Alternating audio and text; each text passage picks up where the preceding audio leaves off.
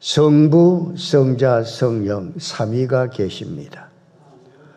성부 하나님이라고 하고 성자는 예수님이라고 하고 성령은 그 중간에 역할하고 있는 우리의 인도자가 되어지는 것을 가르쳐주고 있습니다.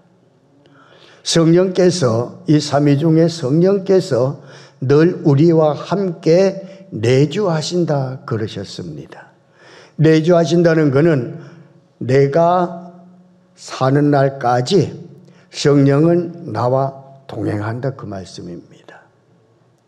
그래서 오늘 성경의 말씀 보면은 바울이 특별히 말씀한 것을 보게 되면은 나와 함께 하나님 나라까지 가는 그 성령이 계시는데 그 성령을 근심시키지 말아라 그러셨습니다. 성령을 근심시키지 말아라 그랬어요. 그러면 성령은 우리 모든 성도에게 있어서 인격자이신 안내자입니다. 그리고 지도자가 되시기도 합니다. 안내하면서 지도하면서 가르치면서 우리를 하나님 나라까지 가게 만드는 역할을 성령이 하고 계십니다. 그러므로 우리는 하나님을 믿는 사람들입니다. 하나님을 믿는 우리 모든 사람들이 이웃에게 거짓말을 하거나 악한 행위를 하거나 더러운 행동을 하게 되어지면은 그리고 악의적인 말을 하게 되어지면은 이건 합당한 말이 되지 않는 것이죠. 그렇게 할 때에 이렇게 이런 말을 할 때에 내 안에 거하고 계시는 성령께서는 어떻게 할까요? 기뻐하실까요? 아닙니다. 근심하신다 그랬습니다. 우리 성도는 성령으로 세례를 받았습니다. 여러분 다 세례를 받으셨어요. 성령으로 받은 거예요. 성령으로 예수 그리스도의 이름으로 세례를 받았습니다. 세례를 받는 순간에 우리는 어떻게 됐을까요? 그리스도와 한 몸이 이루어진 겁니다. 그리스도와 한 몸이 이루어진 우리들은 그 다음에 그리스도와 한 몸이 이루어진 우리가 그냥 이렇게 우리만 그냥 이루어진 것으로만 끝나지 아니하고 성령께서 내 속에 임재하셔요.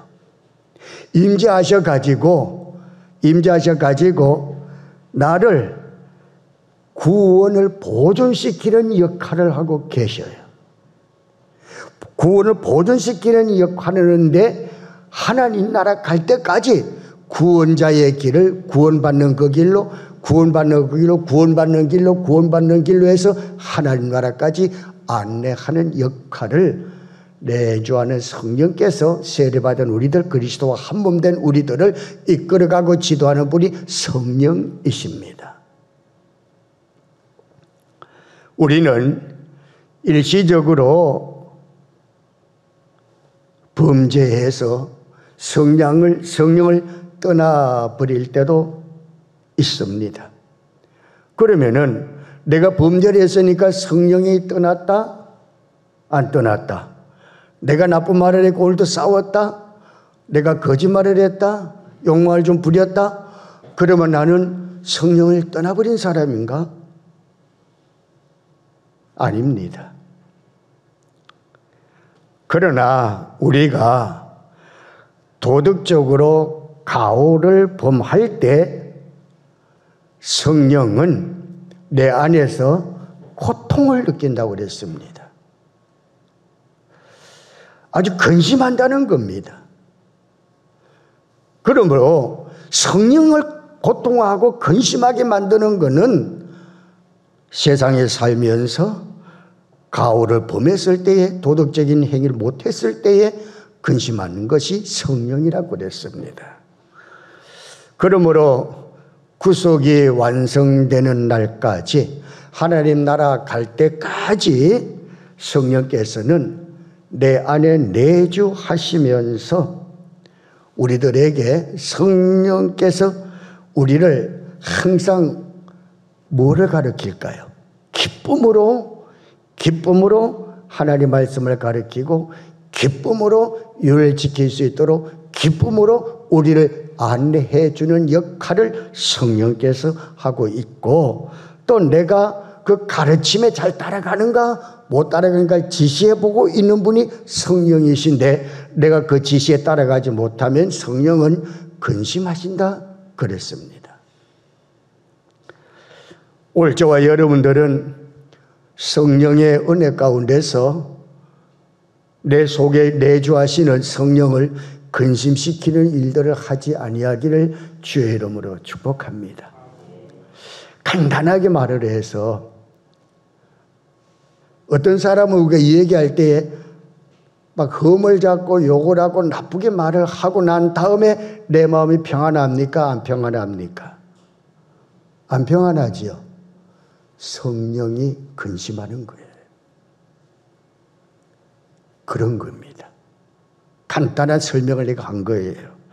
그래서 바울은 말을 했습니다. 바울이 버려야 할 것들을 31절과 32절에 말을 했어요. 왜 버려야 되는가? 이런 걸 버려야 성령이 근심이 되지 않기 때문이죠. 31절에 보면은 너희는 모든 악독과 노함과 분냄과 떠드는 것과 비방하는 모든 악의와 함께 버리고 그랬죠. 여러분, 바울은 세례를 받은 우리가 성령과 동행한 그 순간부터 우리는 새 사람 된 사람들이라고 했어요. 우리는 새 사람이 돼서, 새 사람이란 거는 옛 모습을 버린 사람들을 가리켜서 새 사람이라고 그러거든요. 그럼 우리는 다 새 사람들입니다. 새 사람 된 우리들, 성령이 내주하고 계시는 성령을 모시고 살아가는 우리들은 악독과 노함과 분냄 그리고 떠드는 것과 해방하는 이 모든 악의와 함께 버릴 것을 강조하고 있어요. 악독은 뭘까요? 악독은 남을 해치는 마음을 가리키는 겁니다. 남을 해치는 마음을 가지고 있는 것을 가지고 악독하다 그렇게 합니다. 그리고 노함과 분냄이 나와요. 성경에 보면 노함과 분냄은 빨리 없애버리라고 말씀하고 있는 말씀이 에베소 4장 26절에 나와요. 거기 보면은 분을 내어도 죄를 짓지 말고 해가 지도록 분을 품지 말라 그랬죠. 여러분, 일시적인 노여움, 분노, 이 영속적인 노여움, 일시적인 노여움과 영속적인 노여움, 괜히 화를 막 잘 내고 하는 거, 계속해서 또 막 내고 막 일시적으로 막 내고 화를 막 내고 하는 거, 이런 거를 말하는 겁니다. 그리고 떠드는 거는 뭔가, 떠드는 거는 노여움을 가지고 있는 사람, 분을 잘 내는 사람들이 막 잘 떠든다고 그랬어요. 이 떠드는 것이, 노여움을 가진 사람은 바깥으로 표출되는 상황을 가리켜서 떠드는 거다. 떠드는 거는 온유한 소리가 아니잖아요. 소리 질러가면서 신경내가면서 자극해가면서 소리 지르는 걸 떠드는 거. 분내는 사람들, 분을 품고 있는 사람이 나오는 소리라고 그랬어요. 그럼 이 노여움의 소리가 떠드는 건 뭔가 하면은 이것은 바깥으로 자기의 걱정을 확 드러내는 거예요. 이런 것들은 다 악의적인 거라고 그랬어요. 악의적인 것은 뭔가 하면은, 악의적이란 말은 남을 비난하는 걸 가리켜서 악의적이라고 그래요. 여러분, 우리는 악의는 남에게 해치는 마음을 가르쳐 주는 건데, 이 악의는 오늘 31절에 기록되어 있는 그 모든 악한 것들, 악독과 분냄과 노함과 떠드는 것과 해방하는 것, 악의를 품고 있는 이 모든 것의 최종적인 최고의 나쁜 게 악의적인 거라고 그랬어요. 이 악의적인 거, 이거를 근원이 되는 이 악의적인 근원을 버려라 그랬습니다. 이런 악독들은 옛사람의 fun성이므로 옛사람의 품성이므로 철저하게 버려야 될 것을 바울은 가르치고 있습니다. 왜 그럴까요? 내 안에 성령이 근심하게 하실까 봐 버리라 그랬던 거예요. 우리 성도 가운데, 여러분 가운데 이러한 성품이 아직까지 남아있는지 없는지 자기 자신을 철저하게 점검해 보시기를 바랍니다. 철저하게 점검해 버리고 버려야 할 것들은 속히 버려야 우리는 은혜가 되고 성령께서도 기뻐하실 줄로 믿습니다. 아직까지 내가 옛 성품 그대로 가지고 있다면은 성령은 늘 근심하고 계셔요.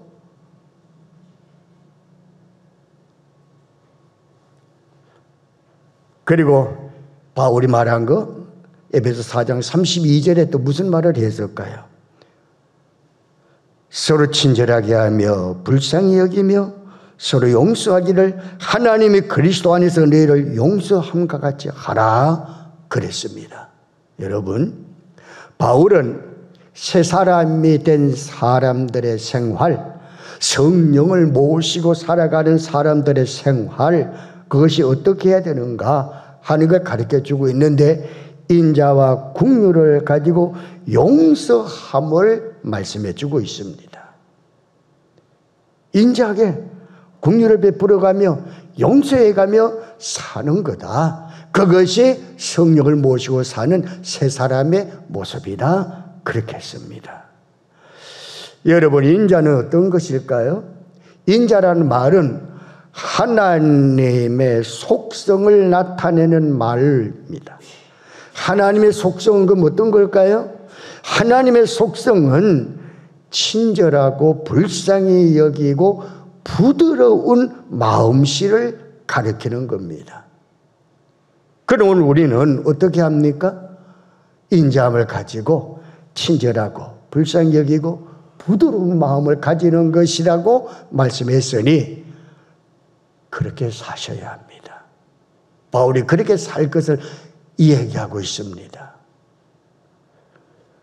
용서하고 그랬어요. 용서할 사람이 우리가 살다 보면 있잖아요. 다 용서해 주셨잖아요. 용서하고 그랬어요. 그래서 고린도후서 2장 10절에 용서에 관한 간단한 그 말씀이 나오는데 너희가 무슨 일이든지 누구를 용서하면 나도 어떻게 한다? 용서한다. 그랬어요. 용서한 것은 어디에 사느냐? 너희를 위해서 그리스도 안에서 하는 것이다. 내가 누굴 용서하면은 예수 안에서 내가 그 사람 용서해 주는 거래요. 그것도 내 용서를 받는 겁니다. 여러분, 우리는 인자함과 긍휼이 여기는 마음 없이는 용서할 수가 없습니다. 하나님께서 죽을 죄인들을 용서해 주시고 생명을 주신 것처럼 우리도 피차 용서하고 불쌍히 여기는 마음을 가져야 성령께서 좋아하실 줄로 믿습니다. 이제 말씀을 쭉 한번 살펴봅니다. 성령을 근심하게 하지 말아라. 성령의 성품을 따르지 않게 될 때에 성령은 근심한다 그랬어요. 성령의 성품을 따르지 않을 때. 그럼 성령의 성품은 뭘까요? 그거는 선하심을 가르쳐 주는 겁니다. 선하심을 따르지 않을 때에 성령은 근심하신다 그랬습니다. 우리는 성도들은 완전한 선을 따라 살기 원하지만은 때로는 악한 생각과 행동을 하는 불완전한 삶을 살아갈 때가 있습니다. 하나님께서는 이스라엘 백성이 애굽에서 광야를 지나가는 40년 동안 노정에 하나님은 백성들에게 주신 것이 있습니다. 무엇을 주었을까요? 느헤미야 9장 20절에 보게 되면은 백성들에게 주신 말씀이 나와요. 또 주의 선한 영을 주사. 뭘 주었다고요? 선한 영을 이스라엘 백성들에게 주었어요. 광야를 지나가는 그들에게 성령을 주셨다는 거예요. 왜요? 성령은 아내자고 인도하고 가르치는 자이기 때문에 출발부터 주셨다는 거예요.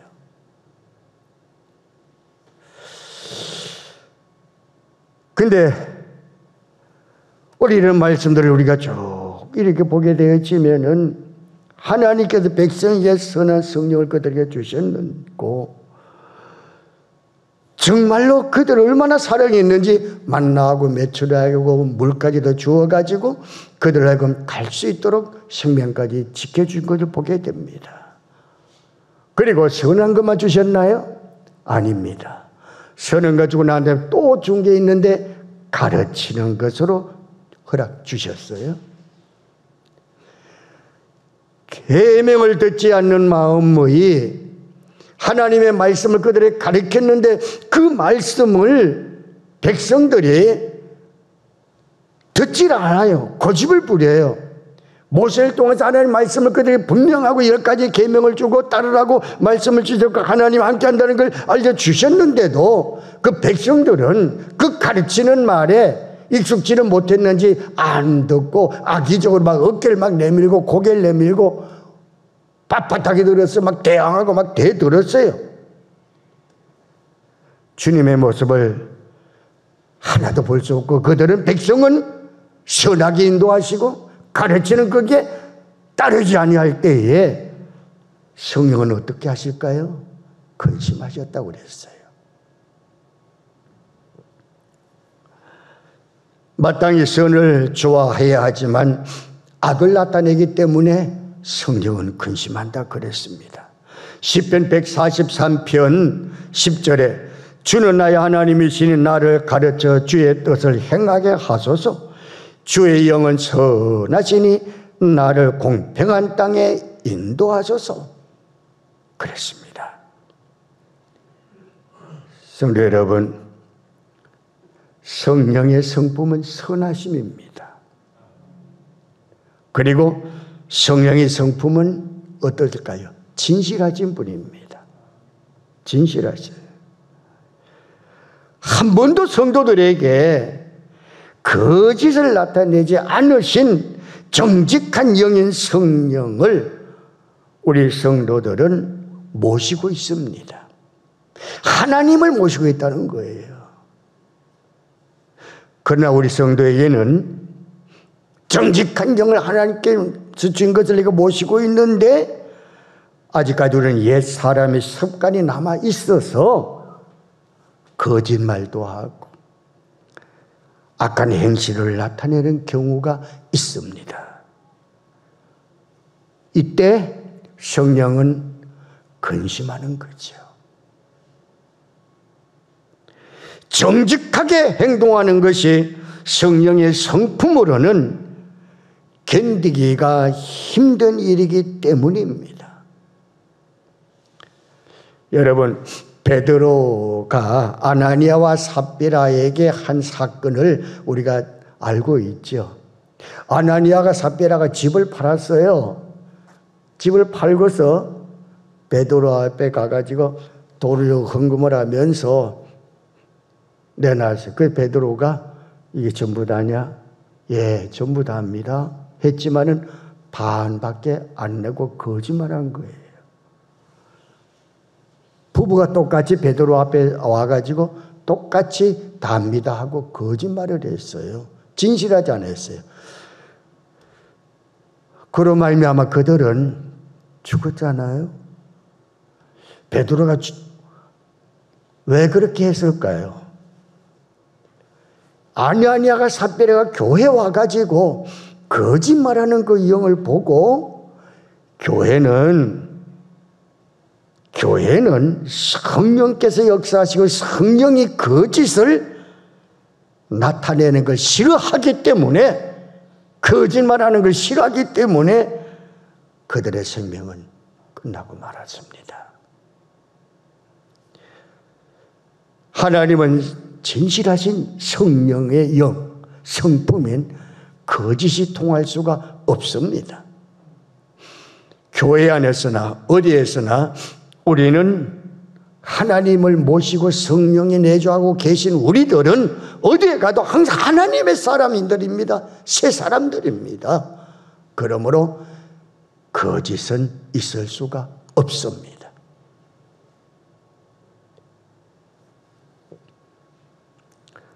우리는 영원토록 시편 111편 18절에 주님께서 정하신 바 진실과 정의로 행하는 우리의 삶이 되어야 합니다. 그리고 성령의 성품은 뭘까요? 거룩하십니다. 거룩하심. 거룩하신 성품을 가지고 계셔요.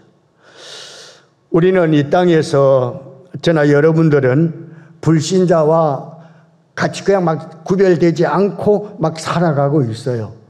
어디 가도 똑같은 막 모습들이에요. 누가 믿는지 안 믿는지 몰라요. 똑같이 구별되지 않고 막 살아가고 있어요. 그런데 하나님은 우리들에게 구별되게 거룩하게 살 것을 요청하십니다. 성령을 따라 사는 생활을 하도록 말씀하고 있습니다. 오늘 우리는 거룩한 모습으로 살아야 되는 것입니다. 그런데 우리가 이 땅에서 살 때에 정말로 거룩하게 살려니까 소외를 당하고 불이익을 당하고 어려움들이 많이 있습니다. 그런데 이런 것들 다 감수해 가면서 살아가야 거룩한 삶이 되어지는 거지요. 그러나 성도가 세상 안에 있기 때문에 항상 거룩한 것은 아닙니다. 구별되지 않는 말을 합니다. 구별되지 않는 행동을 하는 경우가 많습니다. 그럴 때 성령은 근심하신다 그러셨어요. 분명히 존재 자체가 다른데 왜 믿지 않는 이방인과 같이 행동하느냐 하는 겁니다. 오늘 우리는 성령께 자연하게 보여드릴 수 있는 거룩함으로 습관화가 되어지길 주의 이름으로 축복합니다. 그리고 또 성령께서 우리에게 요구하는 게 있어요. 원하지 않는 건 하지 말아라 그랬어요. 그리고 또 원하는 걸 좀 해라 하는 말씀도 있어요. 먼저 원하지 않는 경우는 뭘까요? 예수님을 증거하지 아니하면 근심하신다 그랬어요. 예수님을 증거하지 않으면 근심하십니다. 성령은 그리스도의 영이시기 때문입니다. 예수님께서 요한복음 15장 26절에 이렇게 말씀하셨어요. 내가 아버지께로부터 너희에게 보낼 성보혜사 곧 아버지께로부터 나오시는 진리의 성령이 오실 때에 그가 나를 증언할 것이요 그랬죠. 여러분, 우리 안에 내주하시는 성령은 계속 그리스도에 대해서 말씀하시지만 우리가 성령의 증거를 예수님 나타난 이 성령의 증거를 개인적인 나의 지식으로 그냥 쌓아두게 되어지면은 그냥 말씀으로 그냥 그걸로 그런 말씀이 있으라고 하는 지식으로만 쌓아두게 되면은 성령은 어떻게 하신다? 근심하신다 그랬어요.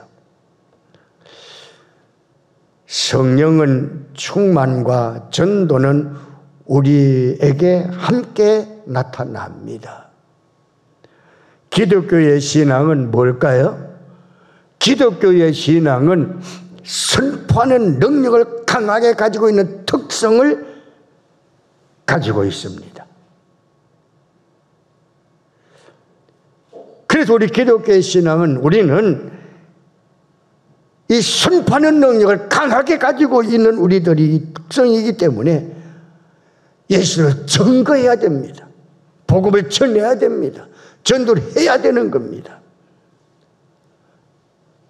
만약에 알기만 하고 능력이라고 알기만 하고 그냥 가만히 있어서 신앙이 그냥 개념화가 돼가지고 이론만 알고 있고 이론만 가지고 있다면 퇴보가 되지요. 전하지 않고 알고만 있다면 신앙이 퇴보되기 때문에 그때 성령은 근심하신다 그랬습니다. 여러분, 이제 우리 성령께서 나를 보고 근심하실까요? 안 하실까요? 근심하시지요. 왜요? 간단하게 말해서 복음을 안 전하면, 전도를 하지 않으면 근심한다고 그랬어요. 여러분 이 말 듣고 머리로만 알고 또 가만히 쌓아두고 개념만 시켜가지고 가만히 있으면 또 더 근심하는 거예요. 전하십시오. 전가하십시오. 전하세요. 전가하세요. 막 전하세요. 예수를 전하세요. 그래야 성령은 근심하지 않으십니다. 그리고 성령이 또 어떨 때 근심할까요? 구하지 않으면 근심한다고 그랬어요. 구하지 않으면. 성도가 항상 기도에 힘쓰기를 원합니다. 특히 성령으로 기도하기를 원합니다. 우리 성도가 고난이나 시험이나 갈등으로 인해서 기도하지 않는 경우가 있어요. 그럴 때 성령은 이렇게 근심하는 눈으로 우리를 바라봅니다. 너 근심 있잖아. 너 걱정 있잖아. 고난 있잖아. 시험 있잖아. 갈등 있잖아. 근데 왜 기도 안 해? 하고 성령은 이렇게 우리를 근심하는 모습으로 우리를 바라보고 있단 말이에요. 이 시간에 여러분 바라보게 만들고 있는지도 모르겠어요. 더욱 기도하여야 하기 때문입니다. 성령을 기쁘시게 했던 사람들은 모두 성령으로 기도했던 신앙의 용사들이었습니다. 그러나 그들도, 그런 기도 용사들도 기도가 없을 때에 실패했던 경험도 있습니다. 성령이 기뻐하시는 하나님과의 교제를 우리 모든 성도는 항상 호흡과 같이 생각하며 힘쓰시기를 주의 이름으로 부탁을 드립니다. 시편 91편 14절과 15절에 하나님이 이르시되 그가 나를 사랑한즉 내가 그를 건지리라. 그가 내게 간구하리니 내가 그에게 응답하리라. 그들이 환난 당할 때에 나와 함께 하여 그를 건지고 영화롭게 하리라. 아멘. 그랬습니다. 성령을 근심하게 하는 일들 하지 않고 구하십시오. 그는 기뻐하십니다. 그리고 사랑을 나누지 않으면 근심한다고 그랬어요. 사랑을 나누지 않으면. 초대교회가 성령의 강림을 체험한 후에 놀라운 사랑의 모습을 지니게 됐어요. 현대 사회에서 아무리 실천하려고 해도 어려운 사랑의 공동체를 이미 초대교회에서 이루어 놓았습니다.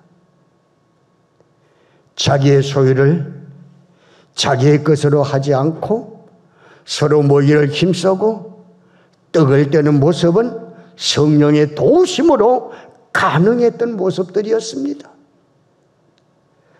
성령은 사랑의 영이십니다. 성령은 사랑의 영이시므로 우리가 사랑 없이 살아갈 때에 성령은 어떻게 할까요?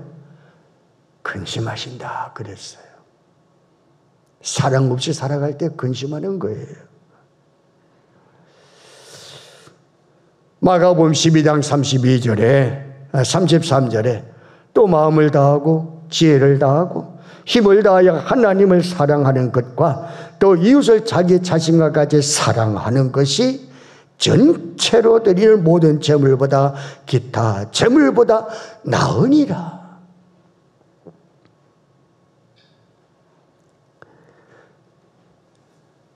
오늘 우리는 사랑하셔야 성령이 기뻐하십니다. 자, 그러면은 성령을 근심하게 하지 않는 길이 있어요. 성령을 근심하게 하지 않는 길이 뭘까? 어떤 것일까?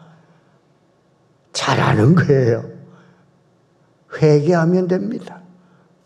뭐 하면요? 그냥 가만히 있으면 된다고요? 뭐 하면 된다고요?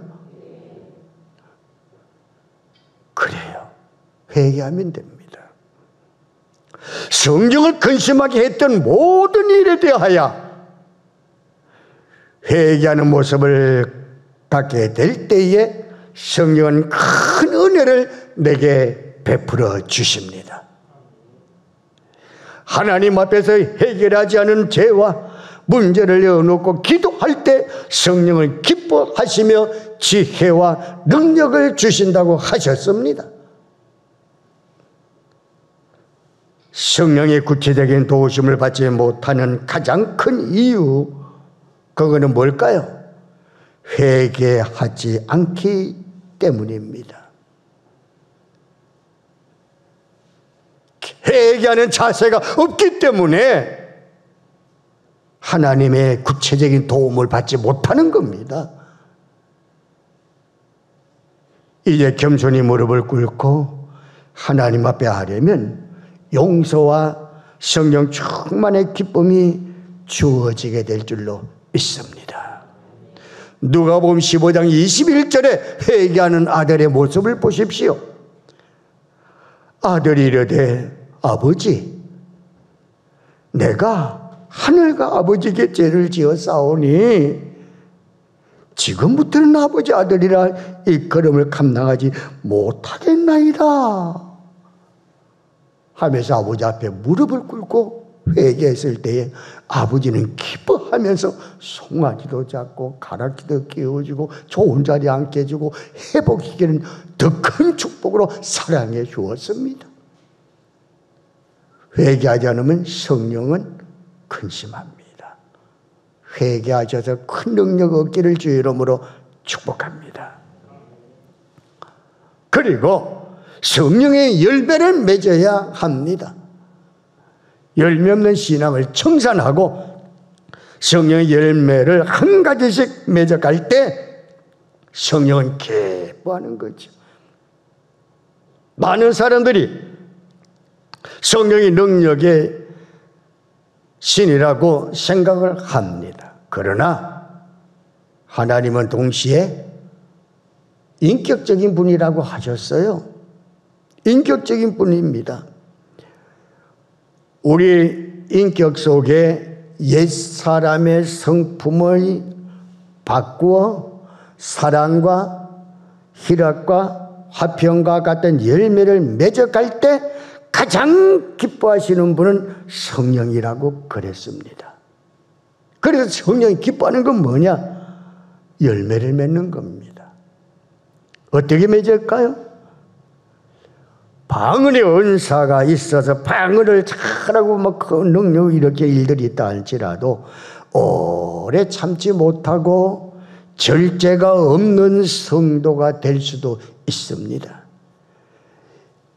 아무리 방언하고 아무리 모든 은사가 또 강하게 나타난다 할지라도 인격적인 변화가 없는 은사는 근심하게 만드는 겁니다.